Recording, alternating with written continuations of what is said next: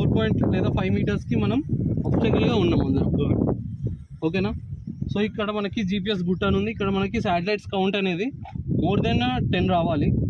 So ఇప్పుడు మనకి satellite count 27 ఉంది. ఓకేనా. సో సిగ్నల్ కూడా అంత బాగానే ఉంది, జీపీఎస్ గుడ్.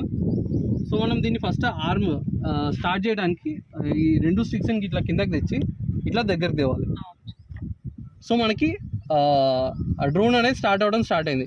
సో మనం ఇప్పుడు కమాండ్స్ ఇచ్చి దీన్ని పైకి లేపవచ్చు లేదా కిందకి తేవచ్చు. సో ఇప్పుడు దాన్ని డిసార్మ్ చేయాలనుకుంటే ఈ థ్రాటిల్ ఉంది కదా, థ్రాటిల్ని ఇట్లా కిందకి తెచ్చి లెఫ్ట్ సైడ్ కనాలి.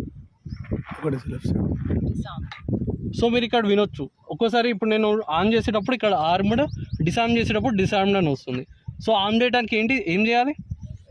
రెండింటిని గుంజి ఒక జగలో కాలుపాల దగ్గర ఆర్.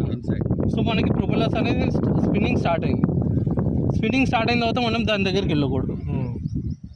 డిసార్మ్ చేయడానికి టోటల్ని కిందికి డౌన్ చేసి లెఫ్ట్ కనాలి.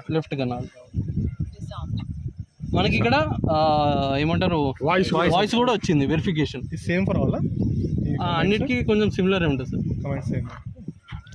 సో ఇప్పుడు మనం ఫస్ట్ ఆన్ చేయాలి. సో మనకి ఇప్పుడు బ్లేడ్స్ అనేది స్పిన్నింగ్ అయ్యో స్టార్ట్ అయింది. దీనికి టోటల్ అనేది మనం ఫస్ట్ కమాండ్స్ అని మనకి ప్రాపర్గా కంట్రోల్ అవుతుందా లేదా చెక్ చేసుకోవడానికి చిన్న కమాండ్స్ ఇచ్చి టెస్ట్ చేసుకోవాలి. మనం ఒకేసారి ఒక హైట్కి వెళ్ళిన తర్వాత మనకి పిచ్ ఫార్వర్డ్ ఇవన్నీ కమాండ్స్ పనిచేయకపోతే ఇబ్బంది కదా. సో మనకి ఫస్ట్ మనం కిందనే టెస్ట్ చేసుకోవాలి, ఒక 2 మీటర్స్ 1 మీటర్ లేదా 2 మీటర్స్ హైట్లో. సో ఫస్ట్ మనం కొంచెం థ్రాటిల్ అనేది ఇవ్వాలి.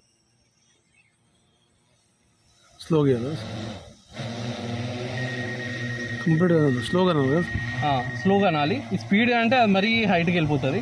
సో ఇప్పుడు మనది ఫ్లయింగ్ స్టార్ట్ అయింది కాబట్టి ఫస్ట్ మనం కంట్రోల్స్ అన్నీ చెక్ చేసుకోవాలి. సో ఇప్పుడు మనకి థ్రాటిల్ అప్ పనిచేస్తుంది, థ్రాటిల్ డౌన్ వర్కింగ్ అవుతుంది. ఓకేనా. సో మనకి ఇప్పుడు అది వర్కింగ్. దాని తర్వాత yaw left and right check చేసుకోవాలి. యా లెఫ్ట్ అంటే మనకి ఇట్లా రొటేట్ అవుతుంది. యా లెఫ్ట్ పనిచేస్తుంది, యా రైట్ కూడా పనిచేస్తుంది. చూసారా? ఓకే. సో మనకి ఇవి ఫస్ట్ ఇటు side left side controls verify అయిపోయినాయి. దాని తర్వాత పిచ్ ఫార్వర్డ్, డ్రోన్ ముందుకెళ్తుంది కదా. సో మనకి పిచ్ ఫార్వర్డ్ అనేది వెరిఫై అయిపోయింది. దాని తర్వాత వెనకాలకి అంటున్నాం కదా, ఇప్పుడు డ్రోన్ వెనకాలకి వచ్చింది. So pitch forward and backward are working perfectly. So దాని తర్వాత మనం ఇప్పుడు roll left and right verify చేసుకుంటాం.